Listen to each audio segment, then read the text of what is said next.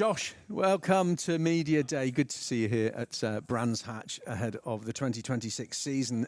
Exciting changes for you. Looking forward to this year.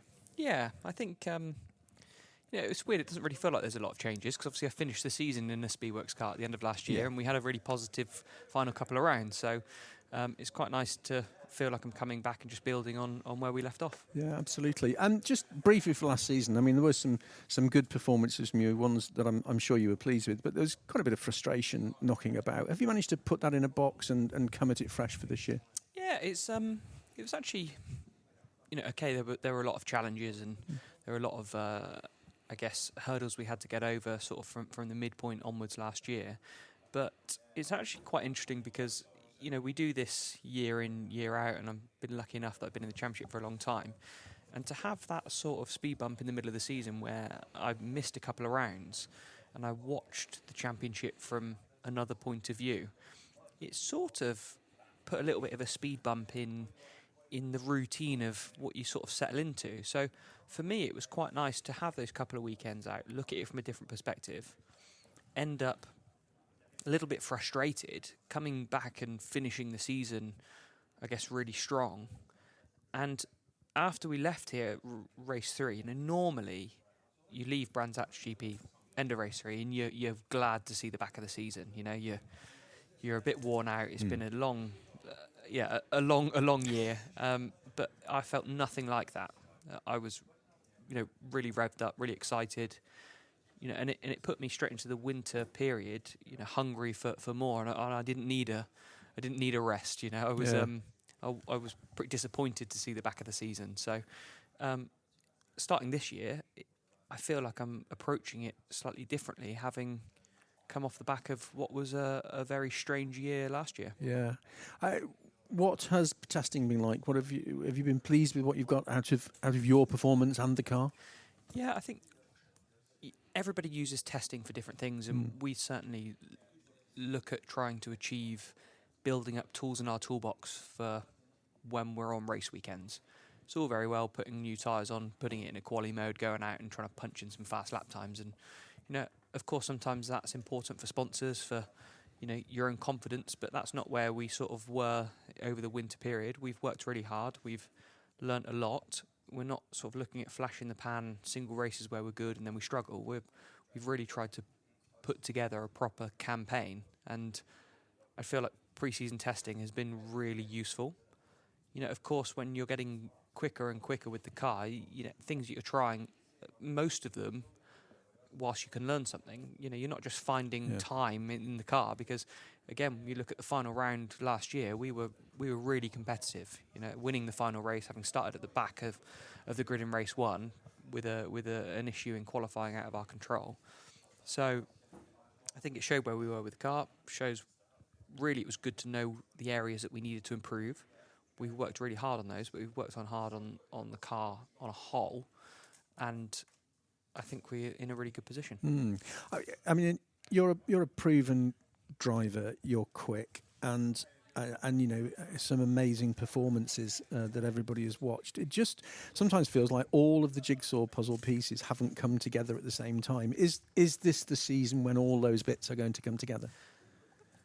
I mean, I think you don't really know how you're going to get on in a season, and the goal as a driver is to rock up at every season more prepared than you were the season before. I feel like I am. I feel like pre-season testing has gone better than it has done. We had no teething issues with the car whatsoever when we rolled out from the upgrades that we had. And I feel like we've just been building steadily, into a very structured start of the season. Don't get me wrong, there's going to be speed bumps along the way.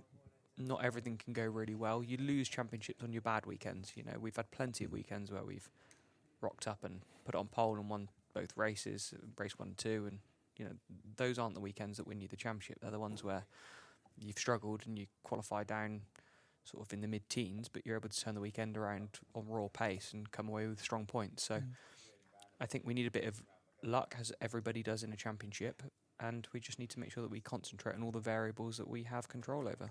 Talking of variables, a new qualifying format. Sounds fun. Yes. What have you made of this? I mean, I will let you into a secret that across the grid, not everybody's read exactly how it's going to work, and others have been burning the midnight oil on it. What about you? The good thing about driving the car is we've just got to get in it and drive when they tell us to. Do as you're told it's driving. It's the team and the engineers that need to read all the regulations inside out, and we've just got to just do what we're told. It is going to shake things up, though, isn't it? With just one free practice session and then the qualifying race. It's going to be sort of less time for that, what we used to call housekeeping in FP1. Yeah, it does change things slightly. I think I'm a fan of it, but who knows until we really get into it. You know, people don't often like change, and I think we saw from the first, when we had the old qualifying where it was, you know, half an hour or whatever it was, where we all just went out and we got to keep throwing tyres at it, and everybody was just trying to punch in laps, and you'd get lucky and you might get a lap in or you get a big tow from somebody, and that was okay, but I think it was frustrating sometimes. I quite liked the format of the Q1, sort of Q2, quick six that we had previously, because it rewarded consistency of being able to put the lap in, not just a banzai one-off lap. So I enjoyed that. But again, a lot of people didn't really like that change to start with. And I think now the change to the new format, again, I actually think is positive. I enjoy that there's going to be more for the spectators to watch on a Saturday. Yes, qualifying is fun. You know, we all love putting a new set of tyres on and absolutely going for it and punching in the best lap that you can. But we love racing more. That's why we're in the British Touring Car Championship. So to have another race on the Saturday, and nobody's going to be taking it easy in that race. You know, there's points on the table. It's not just a position starting for the Sunday. There's points. So we're going to be pushing hard in every single race. It's going to make it interesting, isn't it? And I know some of the other drivers have been sort of suggesting to me that just the build-up and the feel of the way it's going so far is that this could be one of the best seasons for a long time. Yeah, I mean, who knows? I know that the racing is going to be great. There's going to be a lot of overtaking. It's going to be great for the fans to watch. We just need to make sure that we put on the best show we can. Is this the year that you can get within real proper hands, one hand on the trophy by the time we get to sort of the last couple of rounds? I believe so. You know, there's been multiple occasions we've gone into the final round in with a shout of the championship, but this thing is so difficult to win. It's what makes it so rewarding. So we're going to be trying as hard as always, and giving it everything to try and win that championship. Absolutely. Along with the many thousands and thousands of fans that follow you, I wish you the best of luck for the season. Have a good one. As you'll know, as usual, I'd like to finish off with a couple of not BTCC related questions. I'm interested. Highway code this year. What's that? I can see we're going to do well. Pick the first one. 1, 2 or 3? 1. 40 miles per hour in the dry. What is the suggested stopping distance in either metres, feet or car lengths? Who's suggesting? The highway code. What car are we in? It doesn't matter because it's an average it's based on averages, isn't it? The average reaction time and in the dry. So average. I'd like to see the science behind this. Right. Just go with your gut on this one and humour me. Okay. I'll have it in. Can I have it in snooker tables? The length. Is a snooker table the same length as a car? Or is it longer? Depends how big the car is, I guess. Okay. Just go for it because we'll run out of time. Okay, car. Let's go car lengths. Okay, yeah. How many car lengths at 40 miles an hour do you need to make sure you don't hit the car in front? 50. 50? Yeah. 9. 59? No, 9. Right. Nah. There's always one. Pick another number. 2 or 3? 4. 2 or 3? Oh, 2. What shape is a stop sign? What shape is a stop sign? That's what I just said. Yeah, that's the question. Is it triangle? No. I'll give you one more guess. Is it round? No, it's a hexagon. A what? A hexagon. It's sided different.